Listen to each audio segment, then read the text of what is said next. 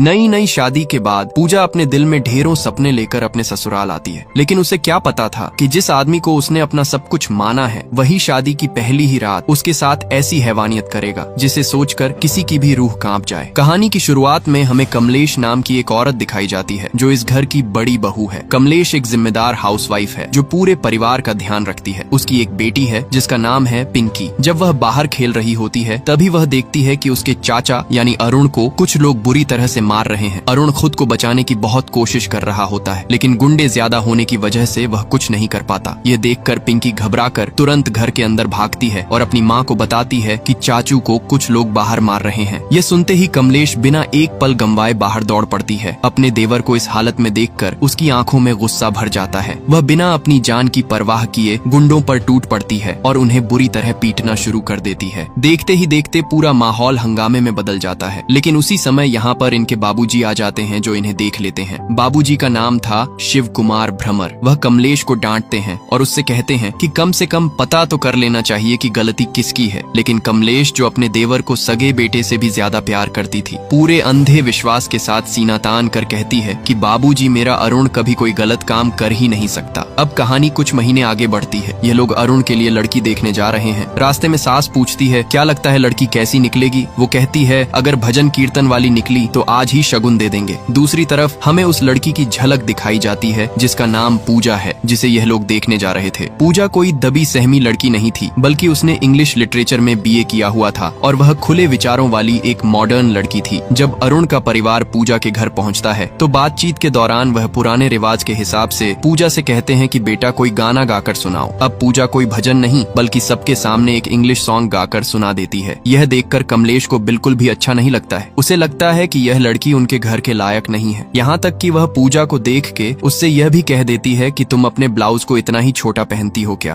उसका साफ कहने का यह मतलब था कि लड़की में वह गुण नहीं है जो एक बहू के अंदर होना चाहिए। लेकिन अरुण को लड़की बहुत पसंद आ गई थी, इसलिए वह अपने भाभी के पीछे पड़ गया था। जैसे तैसे गिड़गिड़ा करके वह अपनी भाभी को मना लेता है। जब रिश्ता पक्का हो जाता है तो चट मंगनी पट ब्याह की रस्म धूमधाम से रिंग सेरेमनी हो जाती है। पूजा की उंगली में अरुण के नाम की अंगूठी लग जाती है। कुछ दिनों बाद कमलेश और उसकी सास ऑन्टो से कहीं जा रही होती है। रास्ते में एक बड़ा जाम लगा हुआ देखती है। कमलेश ऑन्टो से बाहर निकलकर देखती है कि सड़क पर बहुत सारे लोग हाथ में बोर्ड लेकर नारेबाजी और जुलूस निकाल रहे हैं। कमलेश भी उस रैली में चली जाती है। तभी कमलेश भीड़ में खड़ी सोना नाम की एक लड़की से पूछती है कि ये किस चीज का रैली है। सोना बताती है कि हम लोग LGBT कम्युनिटी के लिए लड़ रहे हैं, यानी वह लोग जिनकी सेक्सुअल पसंद आम समाज से थोड़ी अलग होती है। कमलेश जाकर अपनी सास को यह बात बताती है, लेकिन तभी उन दोनों की नजर जुलूस में नारेबाजी कर रही एक लड़की पर पड़ती है। वह लड़की कोई और नहीं बल्कि अरुण की होने वाली बीवी पूजा होती है। अपनी होने वाली संस्कारी बहू को सड़कों पर ऐसे जुलूस निकालते देखकर कमलेश के होश उड़ जाते हैं। कमलेश गुस्से से पागल होकर सीधा पूजा के पास जाती है और उसे घर पर ले आती है और उसे पकड़कर पूछती है कि क्या तू भी लेस्बियन है। पूजा बहुत ही शांति से जवाब देती है, नहीं मैं लेस्बियन नहीं हूँ, लेकिन मैं उनके इंसानी हकों के लिए लड़ रही हूँ। कमलेश का गुस्सा 7वें आसमान पर पहुँच जाता है। वह पूजा को बुरी तरह डांटते हुए कहती है कि तू हमारे खानदान की बहू बनने वाली है, तुझे सड़कों पर यह तमाशा करना शोभा नहीं देता। अभी जाकर अपनी सास से माफी मांग और यहाँ से चुपचाप घर चल। लेकिन पूजा एक आजाद सोच वाली लड़की थी।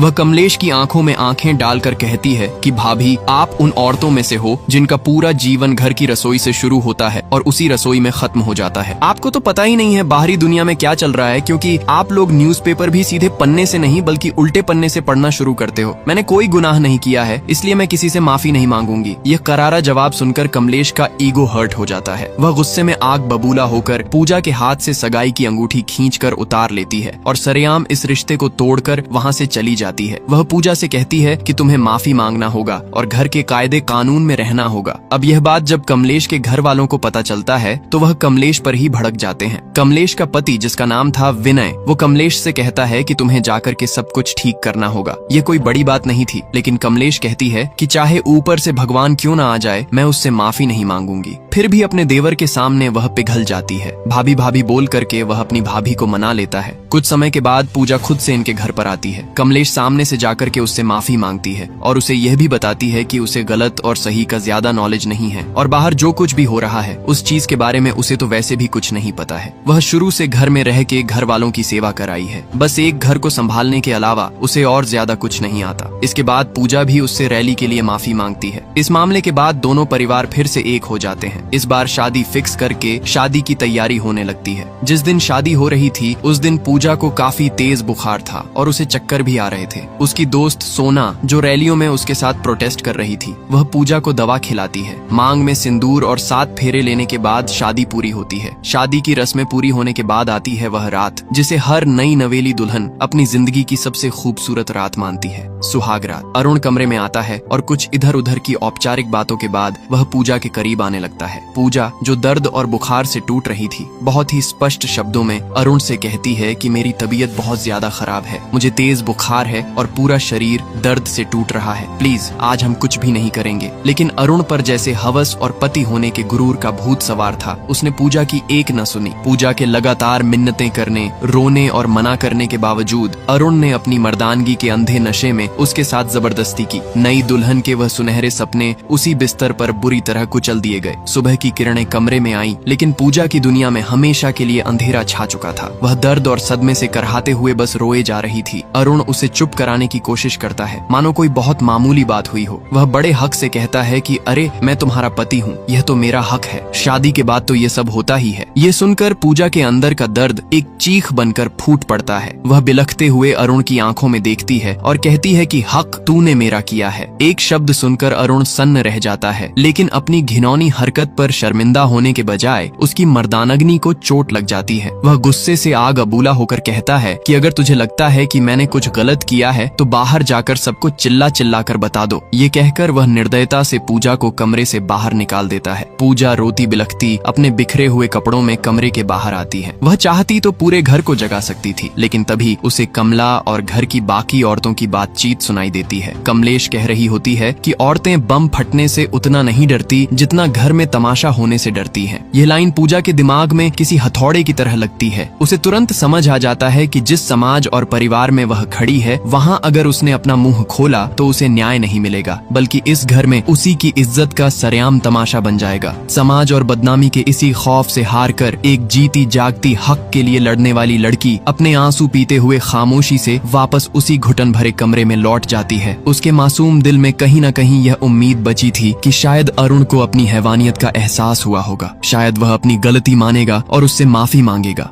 कमरे में जाने के बाद अरुण उससे माफी नहीं मांगता, बल्कि वह पूजा का मजाक उड़ाते हुए कहता है कि देखा, मुझे पता था तू कुछ नहीं कर सकती, और उसे सबक सिखाने के लिए वो उस रात दूसरी बार पूजा के साथ जबरदस्ती करता है। पूजा बस बेबस होकर उस बिस्तर पर एक जिंदा लाश की तरह पड़ी रहती है। अगले दिन सुबह में जब कमलेश पूजा कर रही थी तब वह छत पर पूजा को देखती है। उसे इस तरह ऊपर देख के वह एकदम से चौंक जाती है। जल्दी से वह पूजा के पास जाकर के उससे पूछती है कि आखिर बात क्या है। पूजा रोती है और कहती है कि मुझे अपने घर जाना है। इसके बाद कमलेश उसे तैयार करती है और फिर उसे रसोई में लेकर के जाती है। दरअसल इस घर का एक रिवाज था कि बहू को पहली रसोई करनी होती है। रसोई का काम पूरा होते ही कमलेश समझ चुकी थी कि यह यहाँ पर रुकने वाली नहीं है, इसीलिए कमलेश उसे अपने स्कूटी से उसके घर पर छोड़ने के लिए चली जाती है। मायके में जब पूजा अपनी माँ के साथ अकेले होती है तो वह फूट फूट कर रोने लगती है। वह अपनी माँ को उस खौफनाक रात की पूरी सच्चाई बता देती है। पूजा की माँ उसे गले लगाने के बजाय कहती है कि अरे बेटा, ये जबरदस्ती वगैरह कुछ नहीं होता, ये सब तो पति पत्नी के बीच चलता ही रहता है। शादी की है तो ये सब तो करना ही पड़ेगा, वरना हमारे खानदान का वंश कैसे आगे बढ़ेगा। पूजा अपनी माँ की यह घटिया सोच देखकर पूरी तरह हैरान हो जाती है। उसकी माँ उसे गुस्से में कहती है कि तुझे अपने ससुराल वापस जाना ही होगा। अगर तूने कोई तमाशा किया तो समाज में हम लोग का क्या इज्जत रहेगी। अब पूजा के पास कोई रास्ता, कोई उम्मीद नहीं बची थी। वह बिना मन से कमलेश के साथ वापस अपने ससुराल की तरफ लौटने लगती है, लेकिन रास्ते में पूजा खुद को रोक नहीं पाती। वह वॉशरूम जाने का बहाना बनाती है और वहाँ से चुपचाप भाग जाती है। पूजा के गायब होते ही पूरे घर में अफरा तफरी मच जाती है। कमलेश पागलों की तरह उसे हर जगह ढूंढती है, लेकिन जब पूजा कहीं नहीं मिलती तो कमलेश पूजा की उसी दोस्त सोना के पास उसके एनजीओ पर जाती है। लेकिन सोना को भी नहीं पता होता है कि पूजा कहाँ है, लेकिन वो उसे ढूंढने का वादा करती है। बातों बातों में कमलेश सोना से पूछती है कि तुम्हारा ये एनजीओ करता क्या है। सोना बताती है कि वह उन औरतों की मदद करते हैं जो घरेलू हिंसा या रेप का शिकार होती हैं। कमलेश कमलेश यहाँ अपनी पिछड़ी हुई सोच दिखाते हुए विक्टिम को ही ब्लेमिंग करती है और कहती है कि औरतों को घर से ज्यादा बाहर नहीं निकलना चाहिए, तभी वह सेफ रहेंगी। लेकिन सोना उसे एक ऐसा जवाब देती है जो कमलेश की बोलती बंद कर देता है। सोना कहती है कि कमलेश जी, अगर औरतें अपने खुद के घर में अपने खुद के बेडरूम में ही सेफ नहीं हो तो फिर वह कहाँ जाएं? जल्द ही सोना को पता चल जाता है कि पूजा एक सुनसान पार्क में बैठी है। इसके बाद सोना जाकर के पूजा से मिलती है और उससे पूछती भी है कि आखिर प्रॉब्लम क्या है, तुम हमें बता सकती हो। लेकिन पूजा उसे कुछ नहीं बताती है। वह डरी हुई थी इसीलिए नहीं बता रही थी, या फिर उसे शर्म आ रहा था। सोना उसे अच्छे से समझाती है और उसका साथ देने के लिए भी तैयार थी। सोना कहती, अगर मुझे नहीं बताओगी तो कमलेश से बात कर सकती हो। तब तक कमलेश आ जाती है तो सोना वहाँ से चली जाती है। कमलेश उससे पूछती है कि आखिर तुम चाहती क्या हो, तुम्हारी प्रॉब्लम क्या है, आखिर इस तरह तुम घर छोड़ के कब तक भागोगी। पूजा हिम्मत जुटा करके कमलेश को बताती है कि अरुण ने मेरा रेप किया है। इतना सुनते ही कमलेश उसे एक थप्पड़ मार देती है और उससे कहती है कि मेरा अरुण ऐसा कर ही नहीं सकता, और इसमें रेप वाली क्या बात हो गई, ये तो पति पत्नी के बीच में होता है। जिस पर पूजा कहती है कि मेरी सहमति भी होनी जरूरी है, मेरी मर्जी के खिलाफ उसने मेरे साथ जबरदस्ती किया। खैर, जो भी यहाँ पर बात हुई थी, एक पल के लिए वह खत्म होता है। कमलेश पूजा को लेकर के सही सलामत वापस घर आती है, जहाँ बाबूजी भी पूजा को समझाते हैं। वह पूजा से कहते हैं कि हमने बहुत मेहनत से नाम कमाया है, इस नाम को डुबोना मत, अगर कोई बात है तो हम लोग उसे सोल्व करेंगे, घर छोड़कर भागने से प्रॉब्लम सॉल्व नहीं हो जाएगी। पूजा को समझाने के बाद यह बात यहीं पर खत्म हो जाती है। लेकिन पूजा ने अरुण के लिए जो बात कमलेश को बोला था वह उसके मन में खटक रहा था। जिसके बाद कमलेश अपने पति से पूछती है कि कुछ सालों पहले अरुण की कुछ लड़कों के साथ लड़ाई हुई थी, तो वह क्यों हुई थी। जिस पर उसके पति कहते हैं कि कॉलेज में ऐसी लड़ाइयाँ होती रहती हैं। यहाँ पर कमलेश कहती है कि उसने अरुण की परवरिश की है, इसलिए अगर अरुण कोई गलती करता है तो कहीं न कहीं इसकी जिम्मेदार वो भी है। इसीलिए वह बात को टालते हुए कहती है कि वह तो बस ऐसे ही पूछ रही थी। इसके बाद कमलेश की बेटी पिंकी उससे पूछती है कि आखिर एआई क्या होता है। कमलेश को इसके बारे में कुछ भी पता नहीं होता, लेकिन पड़ोस वाली औरत कमलेश की बेटी पिंकी को समझाते हुए कहती है कि एआई का मतलब होता है जब कंप्यूटर इंसानों की तरह सोचने और समझने लगता है तो उसे एआई कहते हैं। यह सुनकर कमलेश हैरान रह जाती है। तभी वह औरत बताती है कि यह खबर कल ही अखबार के पहले पन्ने पर छपी थी। ये सुनते ही कमलेश को अचानक याद आता है कि पूजा भी कंसेंट जैसा कोई शब्द इस्तेमाल कर रही थी। इसी उलझन के साथ वह सीधे सोना के पास पहुंचती है और उससे पूछती है कि आखिर कंसेंट का मतलब क्या होता है। जिस पर सोना उसे समझाती है कि कंसेंट यानी किसी भी चीज के लिए सामने वाले की साफ सहमति होना। अगर किसी के साथ हम कुछ भी करना चाहते हैं तो सामने वाले पार्टनर का कंसेंट होना जरूरी है, यानी कि उसकी सहमति होना जरूरी है, क्योंकि हमारी बॉडी पर हमारा हक होता है और कोई भी हमारे साथ जबरदस्ती कुछ भी नहीं कर सकता। अब यह सुनने के बाद कमलेश को यह बात थोड़ी थोड़ी समझ में आने लगती है। इसके बाद परिवार वाले पूजा और अरुण को हनीमून पर भेज देते हैं। पूजा हनीमून पर अरुण से हाथ जोड़कर कहती है कि जो हुआ उसे भूल जाते हैं, और क्या हम एक नई शुरुआत नहीं कर सकते, क्या हम पति पत्नी बनने से पहले अच्छे दोस्त नहीं बन सकते। लेकिन अरुण नाम का वह दरिंदा कुछ नहीं सुनता।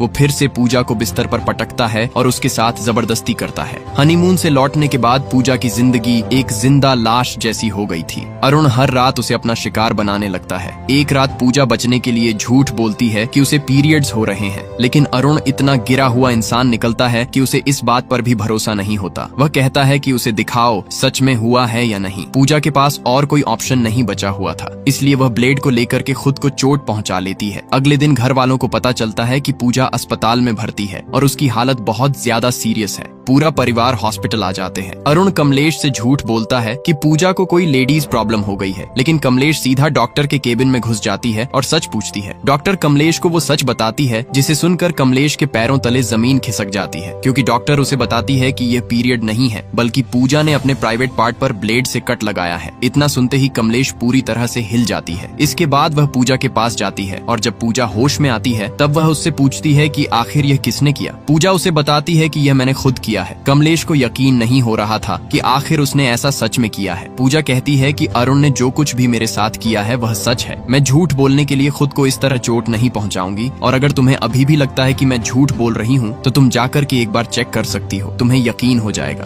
कमलेश को जानना था कि पूजा सच कह रही है या फिर झूठ। पूजा ने जो झेला है उसे समझने के लिए कमलेश खुद वैसा दर्द महसूस करना चाहती है। वह ब्लेड उठाकर खुद को चोट पहुंचाने की कोशिश करती है, लेकिन उसकी हिम्मत नहीं होती। यह करना इतना आसान भी नहीं था। कोई झूठ बोलने के लिए खुद को इस तरह चोट नहीं पहुंचा सकता। कमलेश को एहसास हो चुका था कि कहीं ना कहीं अरुण की गलती है। वह जाकर के पूजा से मिलती है और उससे कहती है कि इस चीज में जिनका जिनका हाथ था उन सबको सजा मिलेगी, या फिर वह मैं भी क्यों ना हूँ। कुछ समय के बाद जब अस्पताल में अरुण आता है तब वह अपनी वाइफ के बारे में पूछता है। जहाँ जहाँ उसे मालूम चलता है कि उसकी वाइफ को डिस्चार्ज करके घर भेज दिया गया है। इसके बाद वह जाकर के डॉक्टर से मिलता है। वह डॉक्टर से पूछता है कि वह अपनी बीवी के साथ कितने दिन बाद रिलेशनशिप बना सकता है। अभी के लिए डॉक्टर को पता नहीं था कि वह किसकी बात कर रहा है, लेकिन जब डॉक्टर को मालूम चलता है कि यह पूजा का पति है, तब वह उस पर भड़क जाती है। वह उसे डांटते हुए कहती है कि उसी की वजह से उसकी बीवी ने खुद को नुकसान पहुंचाया और उसे अभी भी सिर्फ रिलेशनशिप बनने की पड़ी है। फिर गार्ड बुलाकर उसे वहां से बाहर निकलवा देती है। अरुण ये सब सुनकर घबरा जाता है। उसे एहसास होता है कि उसकी वजह से पूजा अपनी जान भी दे सकती थी। डर के मारे वह घर की तरफ भागता है। दूसरी तरफ कमलेश पूजा को लेकर घर वापस आ जाती है। वे चाहती तो सीधे थाने जा सकती थी, लेकिन कमलेश ऐसा नहीं करती। वह पूजा से कहती है कि पहले पिताजी से बात करेंगे, वही कोई सही फैसला लेंगे। जरूरत पड़ी तो पुलिस बुलाकर अरुण को जेल भिजवा देंगे। कुछ समय बाद जब अरुण घर पहुंचता है तो उसे पता चलता है कि घर में मुंह दिखाई की रस्म चल रही है। इसी वजह से उसे पूजा से मिलने नहीं दिया जाता। तभी कमलेश उससे कहती है कि उसने जो किया है उसकी सजा उसे जरूर मिलेगी और वह जेल जाएगा। अरुण अपनी सफाई में कहता है कि वह तो मेरी पत्नी है और यह तो मेरा हक भी है। पति पत्नी के बीच ये सब तो होता रहता है। आखिर मैंने ऐसा क्या गलत कर दिया। अगले दिन सुबह फंक्शन खत्म होने के बाद कमलेश यह बात घर में सबको बता देती है कि अरुण ने पूजा के साथ जबरदस्ती की है। सुकुमार के कहने पर अरुण माफी मांग लेता है और यहीं पर इस बात को खत्म कर दिया जाता है। लेकिन पूजा और कमलेश चाहती थीं कि अरुण को सजा मिले, इसलिए कमलेश अकेले में बाऊजी से बात करती है। वह उनसे कहती है कि आप हमारी बातों को इस तरह नजरअंदाज नहीं कर सकते। कमलेश कहती है कि हम भी इस घर की बहुएं हैं, कम से कम हमारी बात तो मानी जानी चाहिए। अगर पूजा कुछ कह रही है तो वह झूठ नहीं बोल रही है। इस पर सुकुमार कहते हैं कि ठीक है, वह मानते हैं, लेकिन वह जानना चाहते हैं कि आखिर तुम चाहती क्या है। क्या तुम घर पर पुलिस बुलाना चाहती हैं? बाऊजी कहते हैं कि क्या तुम अरुण को जेल भिजवाना चाहती हो? उसने माफी मांग ली है और अब दोबारा ऐसा नहीं होगा। लेकिन कमलेश चाहती है कि अरुण को पुलिस के हवाले किया जाए। इस पर सुकुमार साफ मना कर देते हैं और कहते हैं कि ऐसा कभी नहीं होगा। हमारे घर की चौखट पर कभी पुलिस नहीं आई है और ना ही आएगी। यह सुनकर कमलेश थोड़ी देर सोचती है और फिर कहती है कि अगर आप कोई कदम नहीं उठाएंगे तो हमें उठाना पड़ेगा। यानी वह घर वालों के खिलाफ जाने को तैयार थी। इस पर सुकुमार कहते हैं कि अगर तुम्हें घर के खिलाफ जाना है तो पहले इस घर से बाहर निकलना होगा, क्योंकि घर में रहकर घर वालों के खिलाफ नहीं कर सकती हो। इसके बाद सुकुमार इनका बोरिया बिस्तर बांध देते हैं। पूजा, कमलेश और कमलेश की बेटी इन तीनों को घर से निकाल देते हैं। सुकुमार का मानना था कि वह कहीं नहीं जाएंगी, वह नादान है। देखना कुछ समय बाद लौट करके वापस हमारे ही चौखट पर आएंगी। सुकुमार का कहना भी बिल्कुल सही था। कमलेश वापस जाती है और बाबूजी का पैर छू करके उनसे माफी मांगती है, लेकिन वह माफी मांगने के लिए नहीं आई थी, बल्कि बाबूजी से आशीर्वाद लेने के लिए आई थी। आशीर्वाद लेने के बाद वह वापस से यहाँ से चली जाती है। कमलेश इन लोगों को लेकर के अपने नाना जी के घर पर जाती है। नाना जी से मिलने के बाद वह उन्हें सारी बातें बताती है। नाना जी इन्हें बताते हैं कि मैरिटल रेप नाम का आज तक कोई केस नहीं बना है, इस पर कोई नियम कानून नहीं लागू हुआ है, इसलिए हम कुछ नहीं कर सकते। लेकिन परिवार को सबक सिखाने के लिए हम उन पर दहेज का केस ठोक सकते हैं। इस केस में जल्दी बेल नहीं होता, पूरा परिवार महीनों तक जेल में पड़ा रहेगा। पूजा कहती है कि ठीक है, दहेज का केस बना दो। लेकिन दिक्कत की बात यह थी कि इस केस में वे लोग भी जेल जाएंगे जिनकी कोई गलती नहीं थी। कमलेश ये नहीं चाहती थी। वह चाहती थी कि अरुण को उसके रेप की सजा मिले, दहेज की नहीं। लेकिन सिस्टम की लाचारी के आगे उन्हें दहेज का केस ही फाइल करना पड़ता है। केस फाइल होता है और अरुण के साथ साथ उसके माँ बाप भी जेल की सलाखों के पीछे पहुंच जाते हैं, लेकिन जल्द ही बेल हो जाती है। वहीं दूसरी तरफ सुकुमार अपने दोनों बेटों के साथ निकलता है, यह कहते हुए कि वह अपनी बहुओं को लेने जा रहा है। रास्ते में वह गाड़ी पूजा के घर की तरफ मुड़वाता है। विनय पूछता है कि वहाँ क्यों, तो सुकुमार कहता है कि जाने से पहले वह एक बार पूजा के पापा से मिलना चाहता है। घर पहुंचकर वह पूजा के पापा से अकेले में बात करता है और बाकी सबको बाहर भेज देता है और फिर अपनी असली चाल चलता है। वह कहता है कि पूजा घर आकर सबके पैर छूकर माफी मांगे, लेकिन पूजा के पापा मना कर देते हैं और कहते हैं कि वह अपनी बेटी को वापस नहीं भेजेंगे। तभी सुकुमार जबरदस्ती पानी में नींद की गोलियां मिलाकर उन्हें पिला देता है और पहले से ही हॉस्पिटल में कमरा भी बुक करवा देता है। यानी वह एक ऐसी चाल चलता है कि उसे खुद कुछ करना भी ना पड़े और उसकी बहू खुद वापस आ जाए। तभी पूजा का भाई आकर बताता है पापा बेहोश हो गए हैं, और यह बात सुनते ही पूजा सीधे अस्पताल पहुंच जाती है, जहां अपने पापा की हालत देखकर पूजा टूट जाती है